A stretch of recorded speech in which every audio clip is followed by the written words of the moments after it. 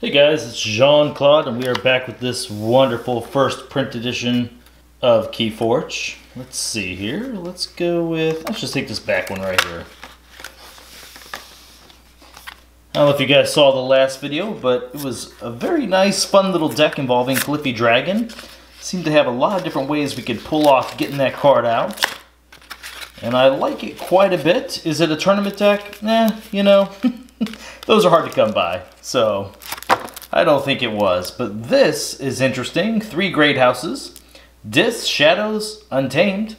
S. Moria, Pain Hell's Envious Hooligan. Fun name. So, if you're just joining me for the first time, I never, ever get lucky with these fun names. I never find an impressive deck whenever there's a fun little name like that. It's always my just simple, not exciting names like Healer of Glenhaven, just making up a name there, that ends up being really good. So let's hope we can break that streak of having a fun little name with a great deck. Start off with Untamed, Way of the Wolf. Amber, whenever you play it, this creature gains Skirmish. Way of the Bear, Amber, whenever you play it, this creature gains Assault 2. Nice. Ooh, Hunting Witch, 2 power. Each time you play another creature, gain an Amber. Niffleape, 3 power. When he's attacking, ignore Taunt and Elusive. Real quick side note, I've never opened a Niffle Queen, so it'd be funny if we see one. Choda Hazri, 3 power. Lose an Amber. If you do, you may forge a key at current cost. Huh, that's all of the creatures. Oh boy. World Tree, it's an artifact. As an action, return a creature from your discard pile to the top of your deck. I don't think we're really going to be looking to return any of these 3 creatures. Let's hope we find a creature in a different house we're very interested in returning with this. Word of Returning. Amber, whenever you play it, deal 1 damage to each enemy creature for each Amber on it. Return all Amber from those creatures to your pool. Great card against Shadows, which you're bound to see in tournaments. Save the pack. Destroy each damaged creature. Gain a chain. 2 save the pack. Oh man, 3 save the pack. Like, that card, this card is not that great. Even if we open a cooperative hunting, it's still just not that good to have 3 of them in the deck. We're going to always be discarding probably 1 or 2 of these every single game. Nocturnal Maneuver. Amber, whenever you play it, exhaust up to 3 creatures. Okay, at least we did get a cooperative hunting. Deal 1 damage for each friendly creature in play. You may divide this damage among any number of creatures. The real problem with this card in this deck, we have 3 untamed creatures, so we're going to have to really rely on our other houses to make something of this. Ooh, Dusk Runner, excellent upgrade. This creature gains Reap, Steel, and Amber. Very nice. Oh man, we have 2 of those. Come on, Shadows, be our savior. Silvertooth, 2 power, enters play ready. Naughty the Thief, 2 power, elusive. As an action, you can steal an Amber. Nexus, 3 power, he's elusive. Reap, use an opponent's artifact as if it was yours. Hey, Magna the Rat, 4 power, elusive. Whenever you play it, steal 2 Amber. When it leaves play, your opponent gets to steal 2 back from you. Too much to protect. Wow. Amber, whenever you play it, steal all but 6 of your opponent's Amber. Quite a bit of steal already. Exactly what you want to see in Shadows. Great cards with too much to protect is something like Bait and Switch. Come on, baby. I know we're not to you yet, but give us a Bait and Switch. Poison Wave. Amber, whenever you play it, deal 2 to each creature. 2 Poison Waves. Oh, jeez.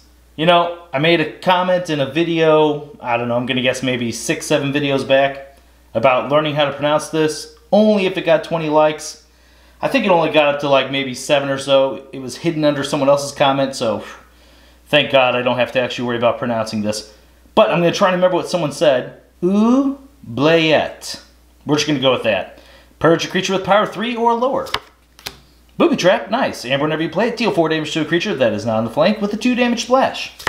Oh, and we got the Bait and Switch. Alright, if your opponent has more Amber than you, get to steal 1. Repeat this card's effect. If your opponent still has more Amber than you, very nice way to even it out. Sometimes you come out 1 ahead.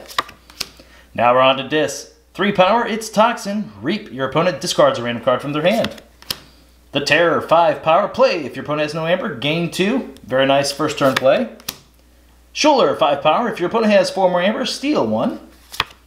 Hey, Pit Demon, another steal in Dis. As an action, you can steal. Oh man, 2 of those. Quite a bit of steal in this deck. This is, man, if this Untamed would have been a little bit better, I'd be super excited about all this. Ember Imp, 2 power. Your opponent cannot play more than 2 cards each turn. Dust Imp, wow, 2 power. When it's destroyed, gain 2 amber. A lot of amber in this deck. Charette, 4 power. Play, capture 3. Now, between this and Old Bruno, I would much rather see Old Bruno. Old Bruno's in Shadows. He's 1 less power, but he has Elusive. It's such a big difference. Dominator Bauble. As an action, you can use a friendly creature. Nice little artifact. Pandemonium. Amber, whenever you play it, each undamaged creature captures 1 from its opponent. This is interesting. God, the Shadows and Dis in this deck, I really like. God, I wish that Untamed would have been just a scotch better. Just a tiny little bit better. Oh, man. Oh, gosh. Okay, Guilty Hearts. Amber, whenever you play it, destroy each creature with any amber on it. Once again, a great card against Shadows. And the last card of the deck is Gone Goozle. Amber, whenever you play it, deal 3 damage to a creature. If it's not destroyed, its owner discards a random card from their hand. Whew, man. The Shadows and the Dis in this are just so good. Gosh, man, it's really good.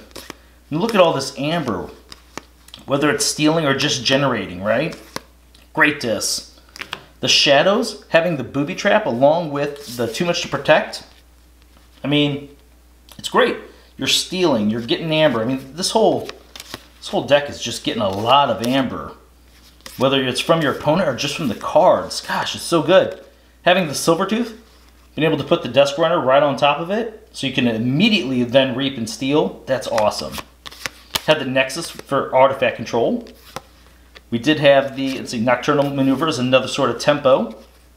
These two together would be so much better if these other two Save the Packs were any other creatures in Untamed. I don't care what they were, just anything, right?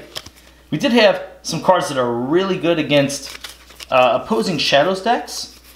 So both, let's see, Word of Returning, amazing, and then the other was in Dis, which I dropped down here. That Guilty Hearts, man, pretty good. Like this is, oh man, gosh, I wish this Untamed was a little bit better. Let's kind of, I mean, we have the 2 Save the Packs that we're pretty much not really going to get to use, okay? They're pretty much out of there. They're going to get discarded. We don't have a lot of ways to just cause free damage, right? We don't have, well, wait a minute. You know, we do have the Poison Waves. Wonder how this deck plays out if we look at it as, hold on, let's think here for a second. Let's look at this Amber. So you got 2. Most likely we'll get 1 off him each time, so that's 3. A way to forge a key, interesting. So 3, let's see. We're going to set that aside. I said, I love this against Shadows, so that's a competitive card. These are good. Got an idea here. You know, thanks to Poison Wave, maybe we can abuse Save the Pack. Between Poison Wave and the Cooperative Hunting, what if we just kind of look at our creatures as we don't care if something happens to them? We play this deck where we're just trying to get as much amber as fast as possible. It doesn't look like it initially, but this might be it, man. So you got the steal here if your creatures do survive. Once again, just for a moment, you can at least be able to use that. Let's see. Great card to get yourself up to 6. Forge a key, force your opponent to then lose the 2 later on, which you can kind of control thanks to Save the Pack. The Poison Waves, yeah, that's kind of a combo with all these Save the Packs. The Booby Trap goes perfect with it. These are just fantastic amber control. Man, there's, let's see here. Yeah, this is all these things that, let's see. Let's just go with stuff that we can use immediately. Sure, this guy can steal, but it's just not a guaranteed getting an amber every time. I mean, odds are, anytime you play this, it's going to get one. So we'll kind of put this, because it could happen on any creature we have that's Shadows that survived. This deck might be a lot better than I was anticipating. The Terror's getting you amber. Schuler's getting you amber. Pit Demons, once again, it's got to be out there and use it as an action. Toxin's great against, you know, and these, man, Toxin and both Ember Imp are great control against a lot of decks. Another amber control? Man, what is... I don't know. There might be something interesting here. I'm sitting here complaining about Untamed, and the Untamed is not that good, trust me. But if there's something that I have learned about Keyforge decks, it's that each deck, obviously being unique, creates its own strategies that you're not going to find just anywhere else. So you have to really, really think about it as you sit down and play a game. What is my deck going to do whenever I'm sitting across from an opponent? What is my game plan? And you need to execute that. And your opponent might not be able to just figure that out looking at your deck list, right? But then whenever you play it, if you follow your game plan, and it is a strong game plan, you're going to be able to win some games. And I think against creature-heavy decks, this is going to do it. And the important part is I think we do have enough amber in here. I'm going to be very, very interested in looking at this deck's numbers and really sitting down and playing this and see just how much raw amber I can create. Because we have a, man, it's got good control. It really does. This is, man, these last couple decks have been really intriguing to me. And I think there's something special about this. I really do. It doesn't look like it at face value. This is why I love the first print run decks, okay?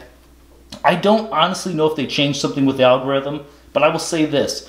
Whenever you get these first print run boxes in these decks, the decks I open up from here, there is very, very unique strategies I seem to run across. Whenever I buy second print run decks, I feel like things are more linear. There isn't these just kind of off-the-wall combos. And I really think that there is something going on here. All right, I'm rambling a little too much about this. It's probably because I really want to sit down and examine this off camera and really put some extra thought into this. I might even, I don't think I'll be able to play against anyone today, but I'm pretty sure I'm going to maybe just go ahead and goldfish this deck. Because I don't know, this, maybe play it against another one of my own decks. But yeah, this is very interesting to me. There's something about this. I hope you see it too, okay? Hope you're not just like, oh man, he is off his rocker. Jean-Claude does not know what's going on anymore. He's been drinking. All right, I want to thank you all for watching today's video, and I'll see you tomorrow.